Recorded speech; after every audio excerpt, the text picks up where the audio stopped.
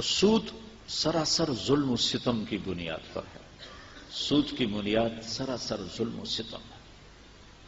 اور مجھے ڈاکٹر صاحب کی زبانی ہی پتہ چلا کہ گلی گلی میں لوگ سود پہ پیسے دیتے. ہمارے ملک کے ڈوبنے کا سبب سیاستدان نہیں ہے، معذرت کے ساتھ. سارے اخبار بھرے پڑے ہیں، پیپل پارٹی نے یہ کر دیا، کاف لیگ نے یہ کر دیا، نون لیگ نے یہ کر دیا. نہیں نہیں نہیں، ہم سب مجرم ہیں. ہم سب کے اجتماعی گناہوں نے اس ملک کو ڈبویا ہے.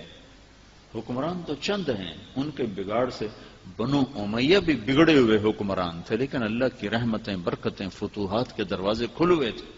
بنو عباس بھی بگڑے ہوئے حکمران تھے، لیکن ان کے ہوتے ہوئے بھی فتوحات کے دروازے کھلے ہوئے تھے کہ عوام الناس سب اللہ کی ماننے والے تھے، وہ سب اللہ کے فرما بردار تھے. 18 کروڑ انسانوں میں اس قدر نافرمانی پھیل چکی ہے کہ حکمرانوں کا گلہ کرنا یہ ظلم ہے. ہمیں اپنا گلہ کرنا چاہیے کہ گھر گھر میں جو ماں کو ذلیل کیا جاتا ہے. میرے نبی سے پوچھا گیا، یا رسول اللہ قیامت کب آئے گی؟ کب آئے گی؟ آپ نے فرمایا اللہ کو پتا ہے کب آئے گی. کہ یا رسول اللہ کوئی نشانی بتلا دیں. تو آپ نے فرمایا جب ماؤں کو ذلیل کیا جائے گا تو قیامت آ جائے گی. تو ماؤں کو ذلیل کرنے کون سا گھر ہے جہاں مائیں سکھ کا سانس لے رہی ہیں؟ ان کے آنسو جو گرتے ہیں تو اسی دھرتی پر گرتے ہیں. کائنات میں ہلچل کیسے نہیں مچے گی؟ تو ہمارے اجتماعی، میں تو حیران ہو گیا کہ گلی گلی میں لوگ سود پہ پیسے دیتے. تو جب پورا معاشرہ اللہ سے اعلان جنگ کر چکا ہو تو پیپل پارٹی کو گالی دینا یا کاف نون لیگ کو گالی دینا کون سی عقل مندی کی بات؟ جب اللہ کہہ رہا ہے فَآذَنُوا بِحَرْبٍ مِّنَ اللَّهِ وَرَسُولِهِ، یا سود چھوڑ دو یا پھر میرے اور میرے رسول کے ساتھ لڑنے کے لیے تیار ہو جاؤ. بس اپنے آخری حج میں سود حرام قرار دیا، یعنی اس پر تنفیذ ہوئی. سود کی حرمت تو پہلے آ چکی تھی، سود ختم. اور سب سے پہلے میرے چچا عباس کا سود ختم. عباس پورا ایک بینک تھے. تو انہوں نے فرمایا میرے نبی نے میرا سود ختم کیا، میں اس کی طفیل اصل بھی ختم کرتا ہوں. ٹھیک ہے، اصل ختم کیا.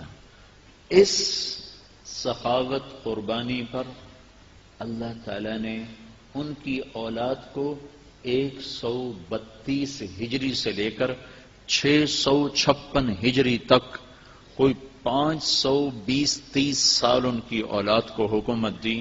اور مورخین علماء لکھتے ہیں کہ عباس کے مال کی قربانی پر اللہ نے عباس کی اولاد کو یہ حکومت عطا فرمائی.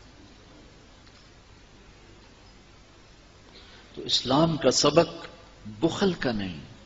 زکوٰۃ تو وَمِمَّا رَزَقْنَاهُمْ يُنْفِقُونَ میں جیسے ڈاکٹر صاحب کہہ رہے تھے کہ صرف مالدار خرچ نہ کریں، غریب بھی خرچ کریں، غریب بھی خرچ کریں. کہ مما رزقناہم ينفقون کا زکوٰۃ کا لفظ قرآن میں آیا ہے، زکوٰۃ کا حکم آیا 10 دفعہ. آتوا الزکاۃ، آتوا الزکاۃ، آتوا الزکاۃ 9 دفعہ، اور آتینا الزکاۃ 1 دفعہ. اے عورتوں زکوٰۃ دو، اے مردو زکوٰۃ دو، 10 دفعہ آتوا الزکاۃ، آتوا الزکاۃ، آتوا الزکاۃ. اس کے علاوہ ہے مما رزقناہم ينفقون، انفقوا مما رزقناہم سرا وعلانیہ، کہ جو خرچ کرتے ہیں جو ہم نے دیا. تھوڑا دیا ہے تو اس میں سے خرچ کرتے ہیں، زیادہ دیا ہے تو اس میں سے خرچ کرتے ہیں. اور یہ خرچ کیا ہوا اللہ کے خزانوں میں جمع ہوتا ہے. جیسے ڈاکٹر صاحب کہہ رہے تھے 1 روپیہ بھی کوئی دے دے تو وہ بھی بڑی حیثیت رکھتا ہے. تو مجھے اسی وقت ایک حدیث یاد آئی تھی، میں نے کہا میں پیش کروں گا. میرے نبی نے فرمایا سبق درہم 100,000 درہم، 1 درہم اللہ کے نام پہ خرچ کرنے کا اجر 1,00,000 درہم سے زیادہ ہو گیا.